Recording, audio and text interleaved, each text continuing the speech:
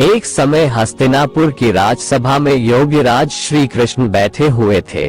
तब युधिष्ठिर ने भगवान श्री कृष्ण से प्रश्न किया, हे प्रभु नंदनंदन गोविंद, आपने मुझे अनेक कथाएं सुनाई हैं। आज कृपा कर कोई ऐसा व्रत या कथा सुनाए जिसके करने से मनुष्य रोग, चिंता तथा भय से मुक्त हो तथा उसे पुत्र की प्राप्ति हो। हे प्रभु, बिना पुत्र मनुष्य का जीवन व्यर्थ है, क्योंकि वह नरकागामी होता है। पुत्र के बिना मनुष्य पितृ ऋण से भी छुटकारा नहीं पा सकता। उसके पितर पितृलोक में अतृप्त रहते हैं। अतः पुत्रदायक व्रत बतलाएं। भगवान श्री कृष्ण ने कहा, हे राजन, मैं एक प्राचीन इतिहास सुनाता हूँ, आप उसे ध्यान पूर्वक सुने। कुंडलपुर नामक एक नगर में नंदा नामक एक बुद्धिमान ब्राह्मण रहता था। उसका गुजारा जैसे तैसे चल ही जाता था, परंतु वह बहुत दुखी रहता था, क्योंकि उसके कोई संतान नहीं थी। उसकी पत्नी सुनंदा पतिव्रता थी। वह भक्ति पूर्वक श्री हनुमान जी की आराधना करती थी। मंगलवार के दिन व्रत करके अंत में भोजन बनाकर हनुमान जी को भोग लगाने के बाद स्वयं भोजन करती थी। एक मंगलवार को गृह कार्य भी अधिकता के कारण वो हनुमान जी को भोग न लगा सक। इस पर उसे बहुत दुख हुआ। उसने स्वयं भी भोजन नहीं किया। प्रण किया कि अब मैं अगले मंगलवार को हनुमान जी को भोग लगाकर ही अन्न जल ग्रहण करूंगी। 6 दिन तक ब्राह्मणी सुनंदा अपने प्रण के अनुसार भूखी प्यासी और निराहार रही, परंतु 7वें दिन मंगलवार को वह प्रातःकाल ही बेहोश होकर गिर पड़ी। सुनंदा की इस असीम भक्ति से श्री हनुमान जी बहुत प्रसन्न हुए और उसके सम्मुख प्रकट होकर बोले, सुनंदा, मैं तेरी भक्ति से बहुत प्रसन्न हूँ, तू उठ और वर मांग। सुनंदा अपने आराध्य देव श्री हनुमान जी को अपने समक्ष पाकर आनंद से विह्वल हो उनके चरणों में गिर पड़ी और बोली, हे प्रभु, मेरे कोई संतान नहीं है, कृपा करके मुझे संतान प्रदान करें। श्री हनुमान जी ने कहा, तेरी इच्छा पूर्ण होगी, तेरे यहाँ एक कन्या उत्पन्न होगी, उसके अष्टांग प्रतिदिन सोना दिया करेंगे। इस प्रकार वर देकर श्री हनुमान जी अंतर्धान हो गए। ब्राह्मणी सुनंदा बहुत हर्षित हुई। उसने ये समाचार अपने पति से जाकर कहा। ब्राह्मण देव कन्या का वरदान सुनकर पहले तो दुखी हुए, परंतु सोना मिलने की बात सुनी तो बहुत प्रसन्न हो उठे। विचार किया कि ऐसी कन्या के साथ मेरी निर्धनता भी समाप्त हो जाएगी। श्री हनुमान जी की कृपा से ब्राह्मणी ने एक सुंदर कन्या को जन्म दिया। 10वें दिन ब्राह्मण ने उस बालिका का नाम कर संस्कार कराया। उसके कल पुरोहित ने उस बालिका का नाम रत्नबाला रखा। कन्या ने पूर्व जन्म में विधि विधान से मंगल देव का व्रत किया था।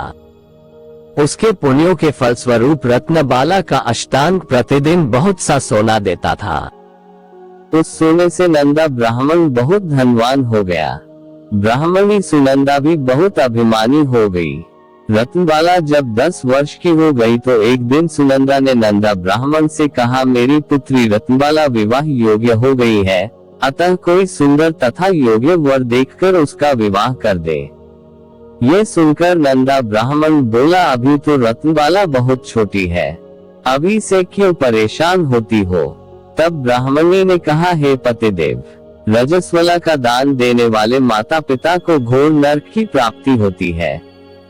इस पर नंदा ब्राह्मण ने कहा, अभी तो रत्नबाला केवल 10 वर्ष की ही है, मैंने तो 16-16 साल की कन्याओं के विवाह कराए हैं, अभी जल्दी क्या है। ब्राह्मणी सुनंदा ने कहा, आप ये सारे तर्क लोभ के कारण दे रहे हैं, आपको तो शास्त्रों के आदेश का पालन करना चाहिए। नंदा ब्राह्मण के पास अपनी पत्नी की बात का की जवाब न था। वो बोला, ठीक है, मैं कल योग्य वर की तलाश में अपना दूत भेज दूंगा। दान भी तो सुपात्र को ही दिया जाता है। दूसरे दिन ब्राह्मण ने दूत को बुलाया और उसे बेटी के लिए योग्य वर तलाशने की आज्ञा दी। दूत स्वामी की आज्ञा पाकर वर खोजने के लिए चल पड़ा। अनेक नगर घूमने के बाद उसने पनपई नगर में एक सुंदर ब्राह्मण युवक को देखा, जिसका नाम सोमेश्वर था। वो बहुत गुणवान था। दूत ने इस सुंदर व गुणवान ब्राह्मण पुत्र के बारे में अपने स्वामी को पूर्ण विवरण दिया। ब्राह्मण नंदा को भी सोमेश्वर अच्छा लगा और फिर एक शुभ मुहूर्त में विधि पूर्वक सोमेश्वर को कन्या का दान करके ब्राह्मण ब्राह्मणी संतुष्ट हो गए। लोभी ब्राह्मण नंदा ने रत्नबाला का कन्यादान तो कर दिया था, परंतु वो बहुत खिन्न था।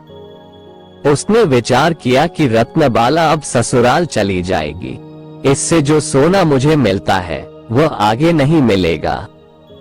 मेरे पास जो धन था कुछ तो इसके विवाह में खर्च हो गया और जो शेष बचा है वह भी कुछ दिन के पश्चात समाप्त हो जाएगा। उसने विचार किया कि अब कोई ऐसा उपाय करो कि रत्नबाला मेरे घर में ही बनी रहे। आखिर उसने एक क्रूर निर्णय ले लिया। उसने विचार किया कि जब रत्नबाला का पति सोमेश्वर उसे अपने घर वापस ले जा रहा होगा तो वह मार्ग में उसका वध करवा देगा और अपनी पुत्री को अपने घर वापस ले आएगा, जिससे नियमित रूप से उसे सोना भी मिलता रहेगा और समाज की नजर से भी वह बच जाएगा। प्रातः काल हुआ। नंदा और सुनंदा ने अपने जामाता तथा पुत्री को बहुत सारा धन देकर विदा किया। सोमेश्वर अपनी पत्नी रत्नबाला को लेकर अपने नगर की तरफ चल दिया। ब्राह्मण नंदा ने क्रूर निर्णयों को कार्यरूप देने के लिए अपने दूत को मार्ग में अपने जमाई का वध करने के लिए पहले ही भेज दिया था।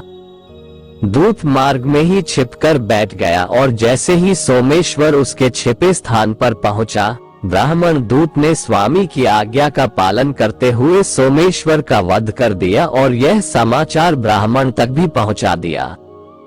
अपने जामाता के वध का समाचार सुनकर नंदा ब्राह्मण अपनी पत्नी के साथ वहां पहुंचा जहां ये जघन्य कार्य हुआ था और रुदन करती अपनी पुत्री से बोला, पुत्री, लुटेरों ने ऐसा अनर्थ करते हुए कुछ नहीं सोचा।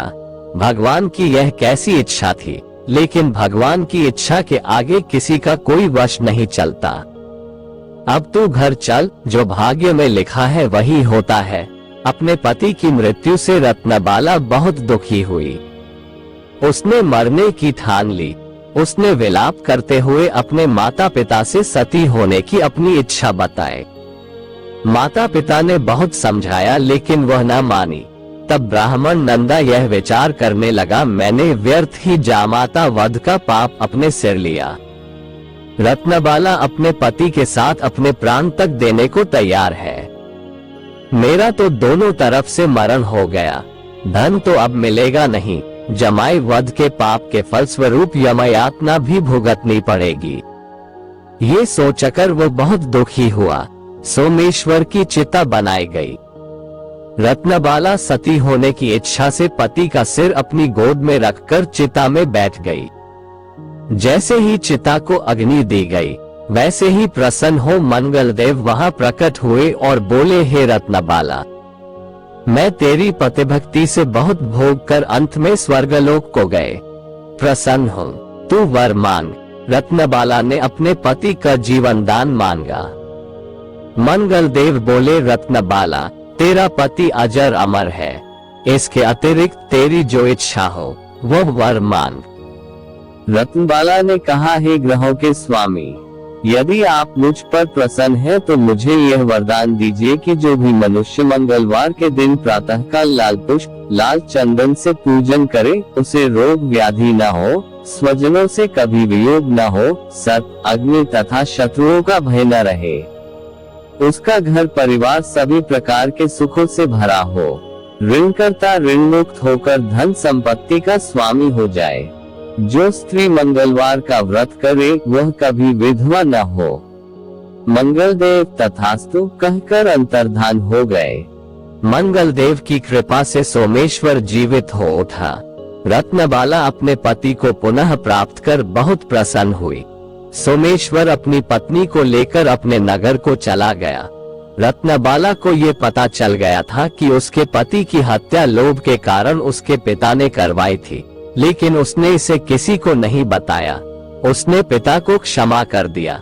पति पत्नी ने आजीवन मंगल व्रत किया और मंगलदेव की कृपा से इस लोक का सुख ऐश्वर्य भोग कर अंत में स्वर्गलोक को गए।